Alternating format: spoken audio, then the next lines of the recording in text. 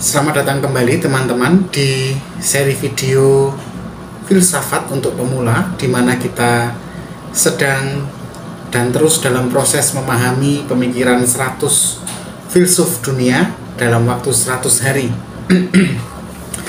Teman-teman, hari ini kita akan berbicara tentang seorang sosiolog besar yang membantu kita memahami bagaimana kekuasaan tersembunyi melalui budaya, tersembunyi di balik pendidikan, dan tersembunyi di balik masyarakat. Siapakah pemikir yang akan kita bicarakan hari ini? Namanya adalah Pierre Bourdieu. Pierre Bourdieu. Nah, siapakah dia?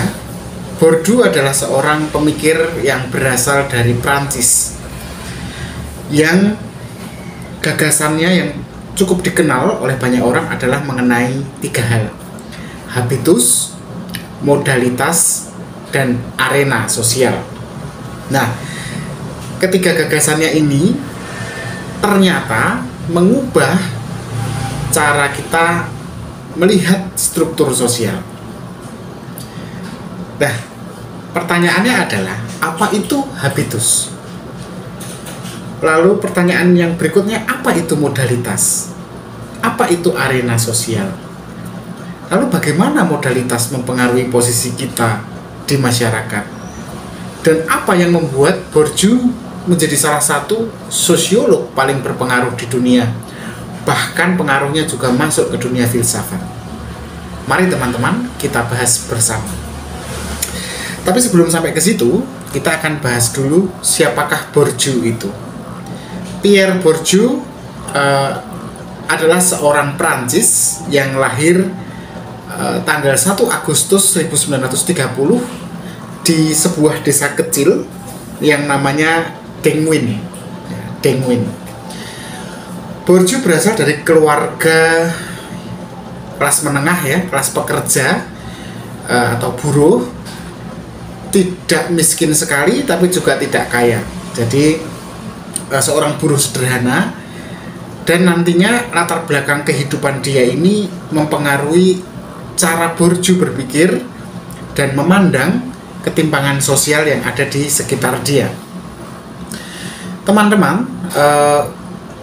meski berasal dari keluarga yang sederhana, Bourdieu ini punya kemampuan berpikir yang luar biasa, sehingga dia mengenyam pendidikannya di sebuah kampus elit, ya, yang sering kita sebut École Normale Supérieure, satu institusi prestisius di Prancis yang sudah melahirkan banyak filsuf.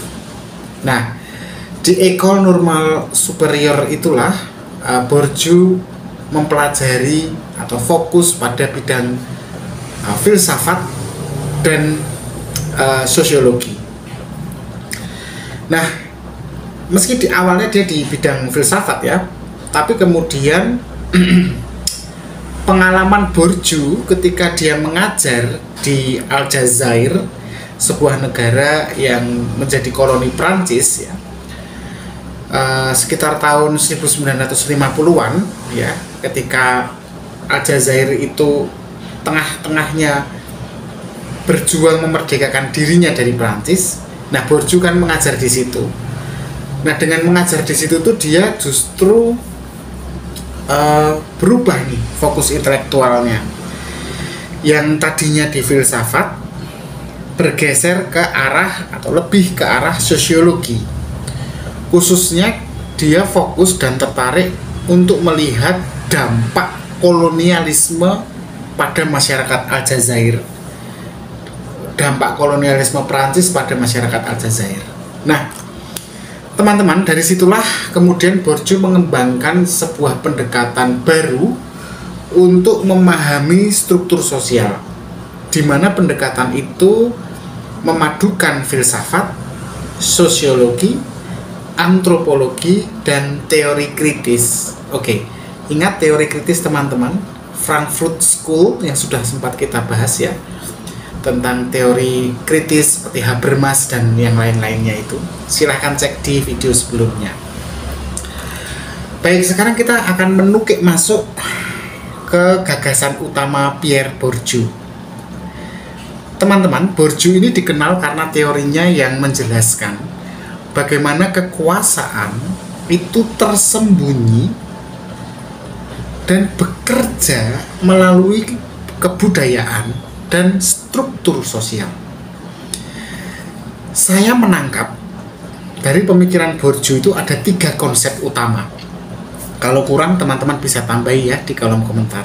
Tapi saya menangkapnya ada 3 konsep utama.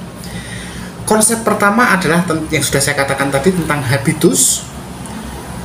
Kedua adalah kapital atau modalitas ya. Dan yang ketiga adalah arena atau field. Beberapa orang menerjemahkannya sebagai medan ya, tapi saya lebih ikut-ikutan Romo Haryatmoko Jesuit. Dia juga ahli di bidang Bourdieu. Dia menerjemahkan field ini sebagai arena sosial. Baik, kita mulai pembahasan topik utama dalam pemikiran yang pertama ya, tentang habitus. Apa itu habitus? Habitus adalah pola berpikir, bertindak, dan pola merasakan yang kita kembangkan melalui pengalaman hidup kita ya, habitus itu. Jadi saya ulangi ya, habitus adalah pola berpikir, bertindak, dan merasakan yang pola itu kita kembangkan dari pengalaman hidup kita.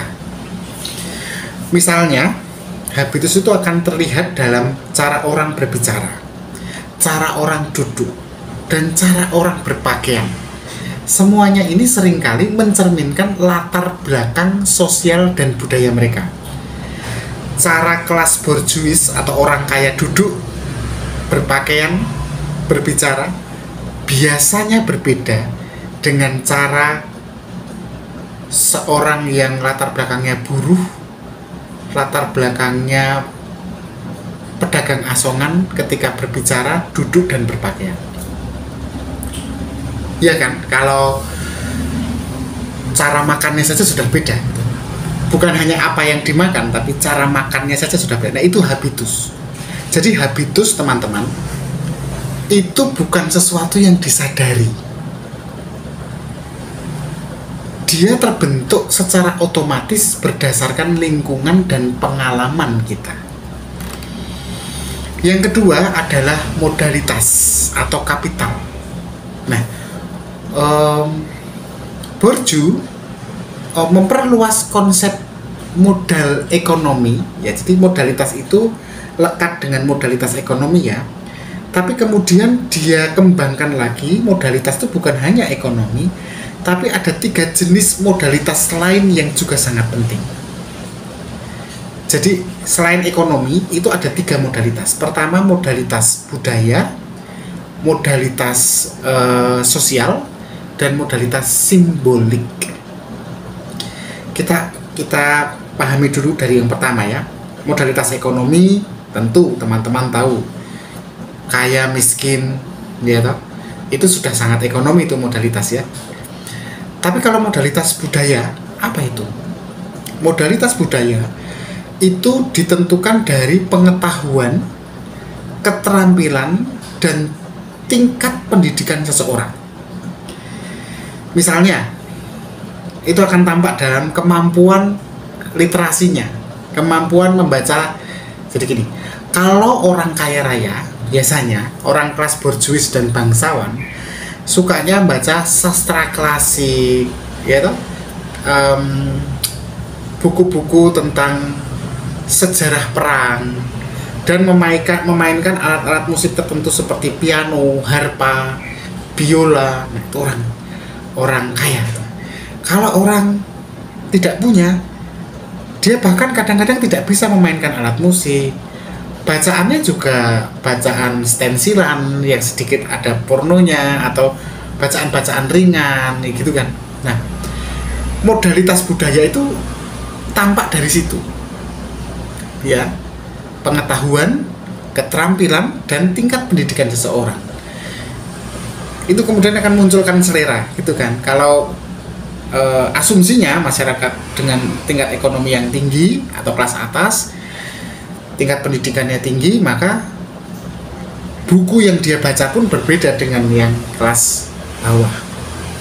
Yang kedua, dalam modalitas itu ada juga modalitas sosial. Modalitas sosial itu ini, jaringan, network, koneksi yang dimiliki seseorang.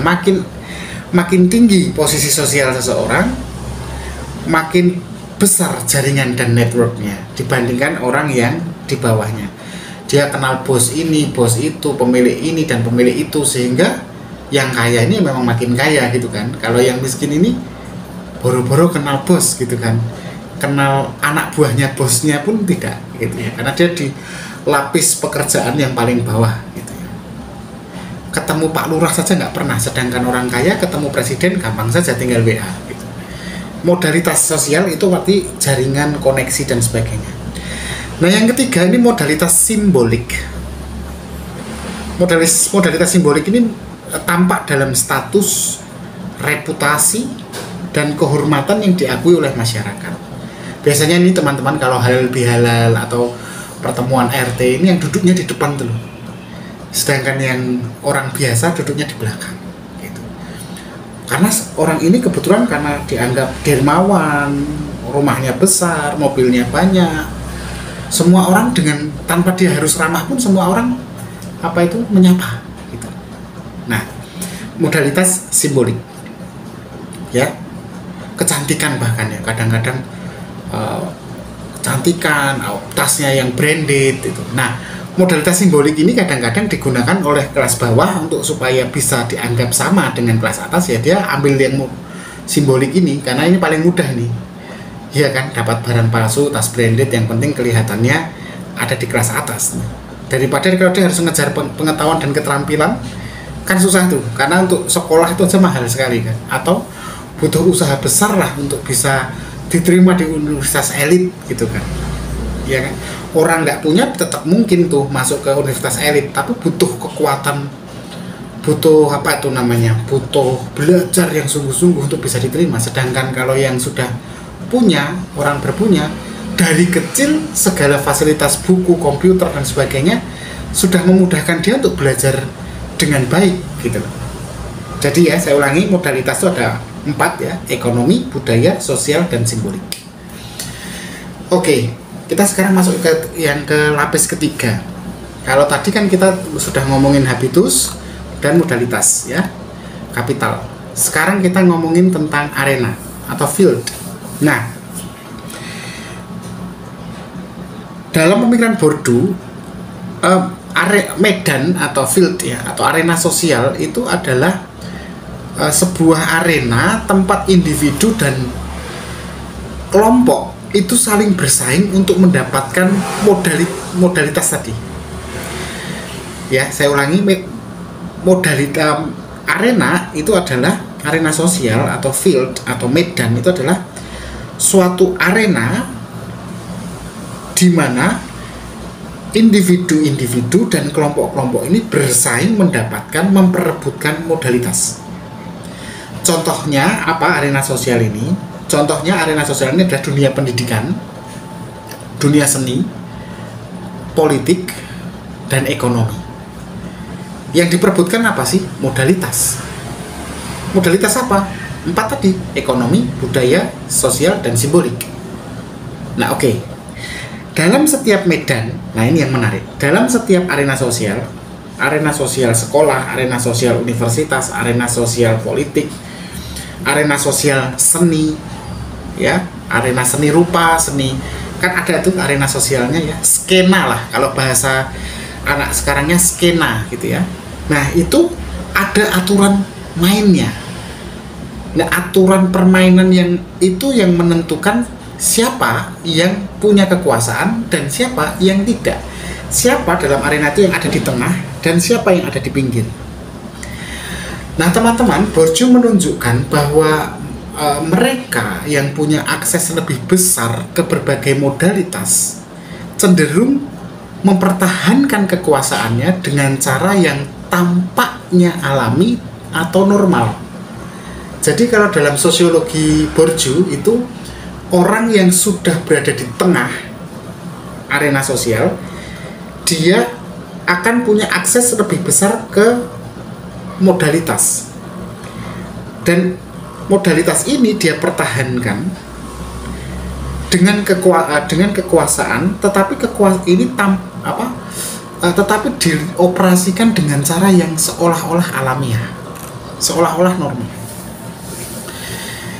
Nah, teman-teman, salah satu kontribusi terbesar Bourdieu sebenarnya adalah kritik dia terhadap sistem pendidikan.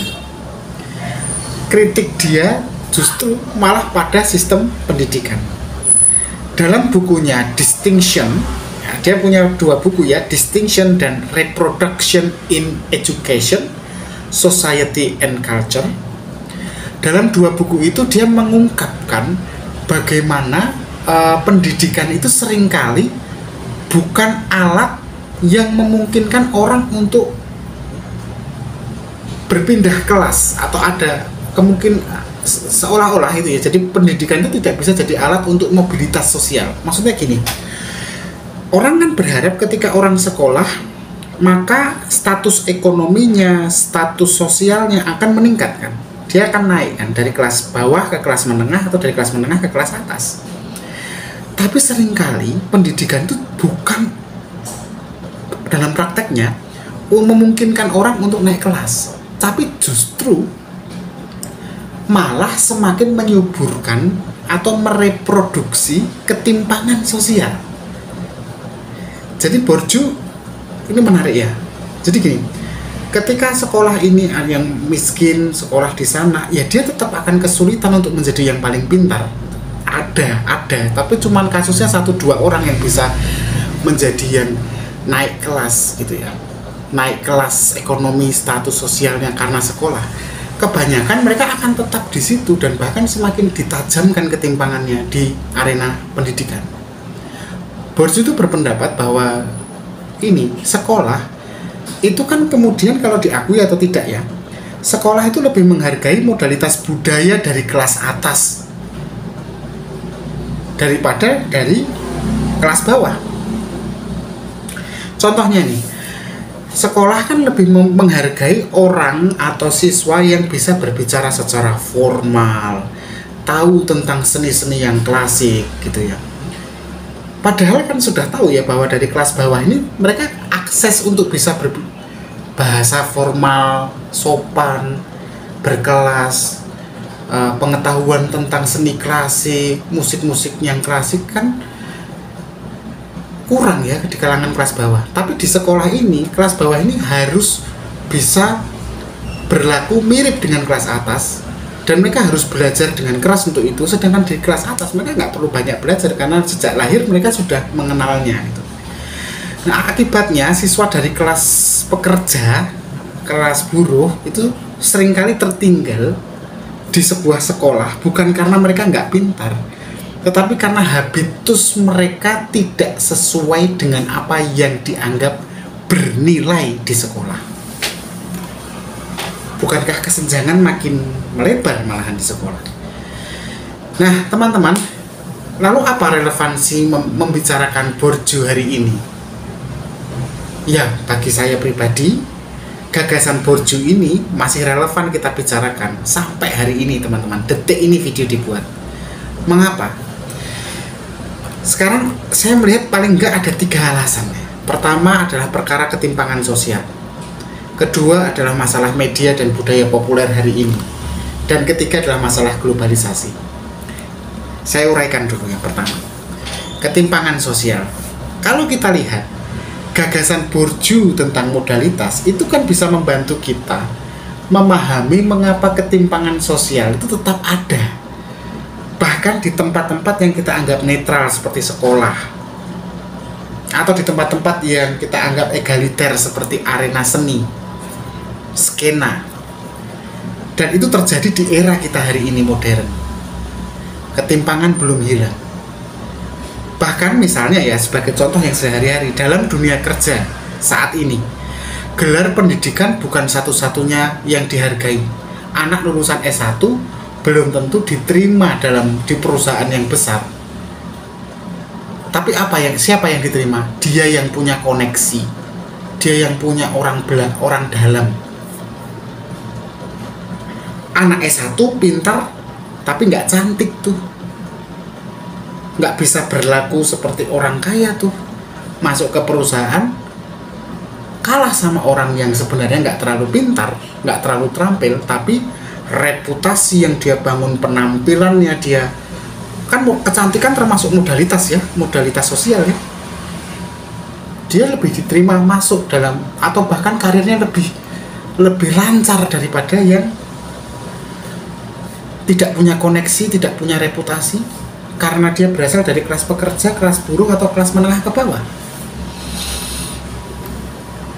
Yang kedua tentang media dan budaya populer.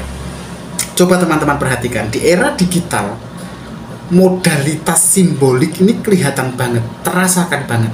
Lihat Instagram, lihat YouTube, lihat TikTok. Oh, bagaimana orang flexing. Jumlah pengikut di media sosial misalnya dapat dilihat sebagai bentuk modalitas simbolik yang mempengaruhi status seseorang. Orang berkualitas dan tidak berkualitas itu sekarang dilihatnya bukan dari kemampuan orang itu, hati orang itu, tindakan dan perilaku sehari-harinya, bukan, tapi dari berapa banyak followernya. Sehingga orang mengejar itu, tidak mengejar moralitas, tidak mengejar attitude. Kemudian yang ketiga, kenapa kita masih bicarakan borju? Coba lihat, saya melihat tadi ya, saya sudah bilang tentang ketimpangan sosial, media, budaya populer. Nah, sekarang yang ketiga itu tentang globalisasi. Dalam dunia yang semakin terhubung ini, siapapun terhubung dengan orang-orang dalam waktu yang singkat, bisa langsung berbicara dengan orang Rusia gitu kan. Nah, dalam dunia yang terhubung ini, medan-medan, arena-arena sosial ini makin kompleks menurut saya. Modalitas budaya itu sifatnya melintas sekarang.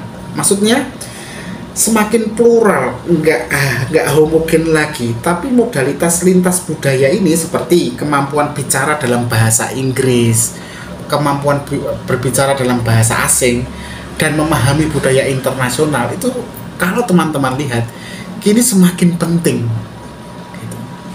ketika kita ingin bertahan dalam arena sosial yang mengglobal ini. Nah teman-teman, meskipun pemikiran Bourdieu ini relevan dan pemikirannya sangat jenius ya menurut saya, tapi juga tidak lepas dari kritik. Saya melihat ya, dalam pemikiran saya itu ada dua pengkritik utama kalau saya lihat. Kalau kurang silahkan teman-teman tambahkan. Yang pertama, beberapa pengkritik itu maksud saya, itu merasa bahwa teori Bourdieu ini terlalu fokus pada struktur sosial dan tidak memberikan ruang bagi individu yang mampu melampaui batas-batas sosial mereka.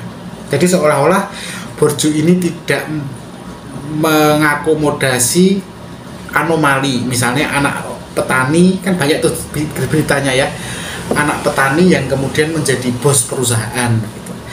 Mobilitas sosial kan sekarang ini makin mudah ya teman-teman. Orang dengan TikTok, kalau ingat tuh goyang apa itu, saya kok malah lupa, satbor ya. Nah itu kan, bayangkan itu kan mobilitas sosialnya kan tinggi itu. Jadi petani yang tadinya di sebuah desa tak terlihat tiba-tiba bisa jadi kaya raya gitu ya, hanya dengan bergoyang satbor itu kan. Jadi orang itu sekarang meskipun keterbatasan modalitas sosialnya, modalitas ekonominya, modalitas budayanya, tapi dia akhirnya bisa naik kelas gitu karena dimudahkan oleh media sosial gitu ya. Yang kedua adalah kompleksitas, perkara kompleksitas. Jadi tulisan Bourdieu ini memang seringkali dianggap terlalu kompleks, rumit, sulit dipahami, sehingga pembaca Bourdieu sendiri ini biasanya para akademisi, jarang dibaca umum sebagai buku ringan gitu ya. Lagi-lagi kemudian tulisan Borju ini hanya dinikmati kelompok masyarakat tertentu dengan modalitas akademik, modalitas pengetahuan yang tinggi gitu. Nah teman-teman, itulah sekilas tentang Pierre Bourdieu, seorang pemikir yang membantu kita melihat kekuasaan tersembunyi dalam budaya dan masyarakat. Ya dengan memahami gagasan-gagasan dia, kita semoga ya kita bisa lebih kritis pada dunia di sekitar kita dan menyadari bagaimana kekuasaan itu bekerja. Bahkan dalam hal-hal yang tampak sederhana seperti habitus, attitude kita, selera kita. Seolah-olah saya menjadi lebih berkuasa kalau saya lebih selera makan makanan Korea atau Jepang atau luar negeri daripada makan gudeg, kayak gitu-gitu lah. Nah, apa pendapat teman-teman tentang gagasan Bourdieu? Silahkan tuliskan di kolom komentar. Terima kasih sudah mengikuti kelas filsafat online hari ini. Jangan lupa untuk like, share, dan subscribe-nya. Tetap berpikir kritis.